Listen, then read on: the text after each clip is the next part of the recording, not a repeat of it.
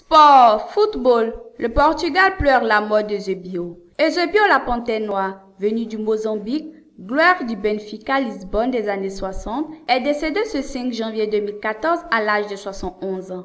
Le gouvernement a décrété 3 jours de deuil national. Eusébio était considéré comme le meilleur footballeur portugais de tous les temps jusqu'à l'avènement de Cristiano Ronaldo dans les années 2000. Alors que Cristiano Ronaldo va peut-être devenir le premier footballeur portugais à remporter 2 fois le Ballon d'Or, l'heure n'est pas la fête au Portugal. Eusébio, l'un des 3 meilleurs joueurs portugais de tous les temps, avec Luís Figo et Cristiano Ronaldo, est décédé ce 5 janvier 2013 à l'âge de 71 ans. Eusébio était ce qu'était Amália Rodrigues au fardeau, ce qu'était Fátima Lassène à la religion, explique Nicolas Villas, journaliste et consultant pour l'émission Radio Foot International de RFI. L'un des 3 F du gouvernement du dictateur Salazar à l'époque. Alors les 3 F c'était Fátima, football et fado.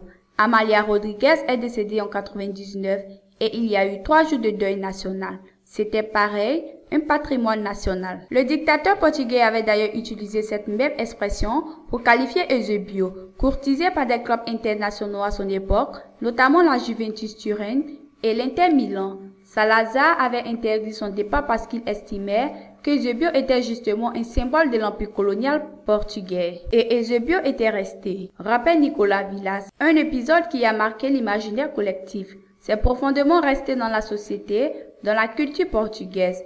Eusébio, malgré lui, finalement est devenu un symbole du Portugal, du peuple portugais. Voilà pourquoi Eusébio était autant aimé, autant connu des Portugais. L'égal de Pelé ou presque. Né à Maputo au Mozambique, alors colonie portugaise en 1942, Eusébio da Silva Ferreira a forgé sa légende avec le maillot du club Benfica de Lisbonne. 15 saisons durant, entre 1960 et 1975, rien ne lui a échappé, à commencer par les buts. 440 en 473 matchs pour les Rouges et les titres 11 de champion du Portugal. Attaquant hors pair, Eusébio terrorise même les défenses européennes, avec la consécration en 1962 en inscrivant un doublé en finale de la Coupe d'Europe des clubs champions face au Grand Real de Madrid. Souvent comparé ou même nommé le Pelé d'Europe, le Portugais a croisé plusieurs fois la route du Brésilien, et notamment lors du Mondial 1966 en Angleterre. Au Goodison Park, dans la banlieue de Liverpool, le Portugal Eusébio étrit le Grand Brésil, champion du monde en titre,